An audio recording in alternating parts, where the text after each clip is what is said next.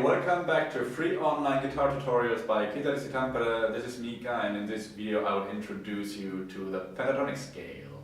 And why are we doing this? Because with the pentatonic scale you can start to write really cool little solos, and that can be your introduction to a whole world of guitar solo playing, and it's really easy to start with that, and I'm gonna show you how in this video.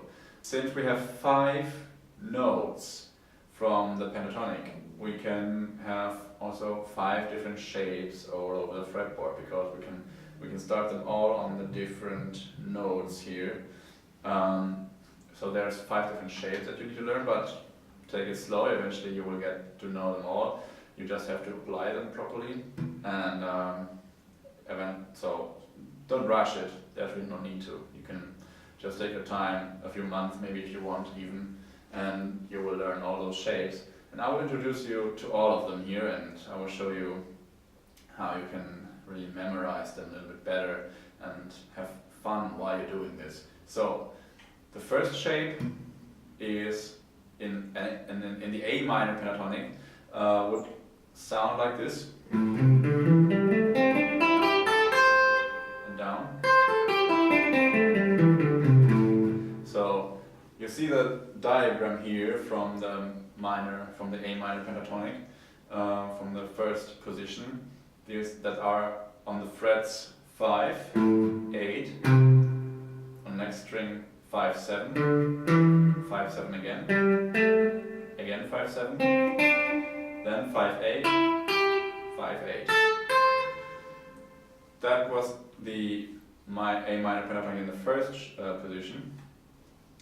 And then when you want to start on the next note, let's say you want to play a little bit higher on a fretboard, you start on the C in the 8th fret and play the same notes all again. By the way, it would really help for your music theory understanding if you print out for yourself a blank fretboard or several, and then you just write down the notes A, C, D, E, and G, and find them on the fretboard in this area, and this area, and this area, and then you can really make up your own patterns, or you don't make them up, but you find the patterns yourself where they're lying, and you know where the notes are already. It's a really good exercise. I recommend doing that, and it helps to really understand the patterns better. The next pattern is starting on the C note, and I call out the frets again. They are 8 and 10, 7, 10, 7, 9, 8 and 10, 8 and 10, again, 8 and 10 again. In full it would sound like this, and downwards. I will quickly introduce you to the next 3 shapes, and after that I will show you a nice little way how to apply them and learn them and have fun with them, and even start soloing right away and sound cool while you're doing that. So I call out the frets from the 3rd position now. They are 10, 12, 10, 12, 10, 12, 9, 12, 10, 13, and 10, 12 again. And in full it sounds like this.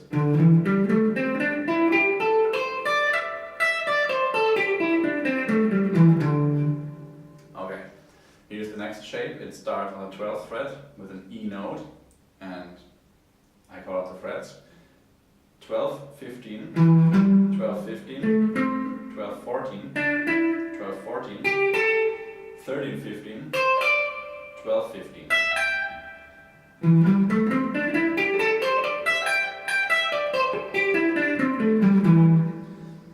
The last shape, finally, it's starting on the G on the 15th fret, or you can play it on the 3rd fret also. I play it on the 15th fret now. So we have the frets 15, 17, 15, 17, 14, 17, 14, 17 again, 15, 17, 15, 17.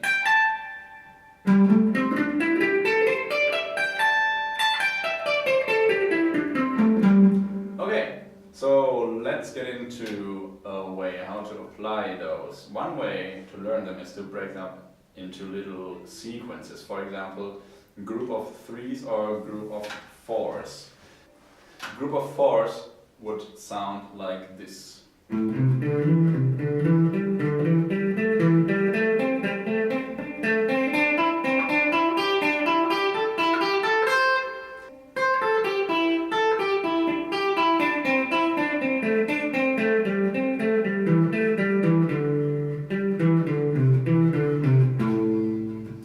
if you play it in group of threes, it sounds like this.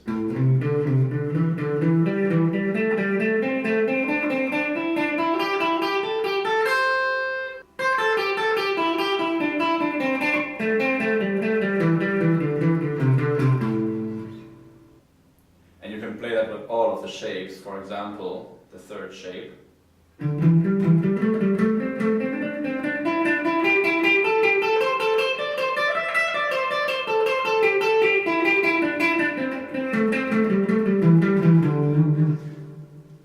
So, group of three or group of four, and then you start over again. That's just one way. You can come up with your own ways to make interesting sequences out of that.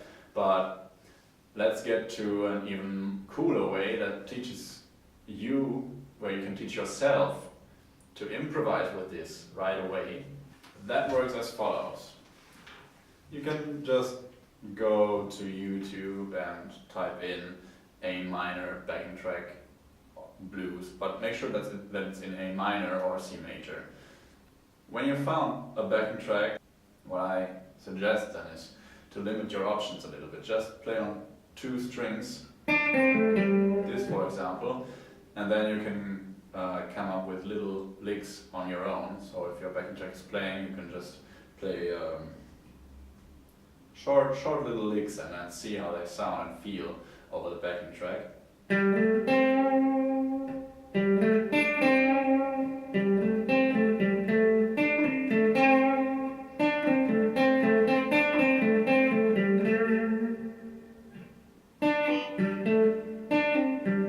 Don't fall into the trap of noodling around and then play the scale up and down, because that will sound boring. What I want to recommend to you to do is to play short and concise little statements instead of just noodling around endlessly and never taking a break. So it sounds way cooler to just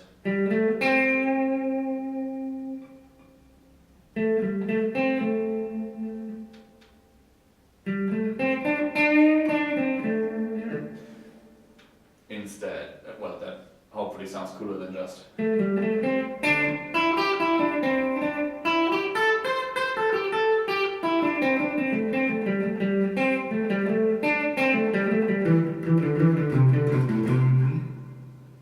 Sounded kind of okay, but I hope you get my point. And do this with all of the different shapes all over the fretboard later on, pick different keys, and don't avoid that. It's really a great chance to get to know the guitar and the fretboard, so you want to play the pentatonics in all of the keys and positions to really get fluent with everything.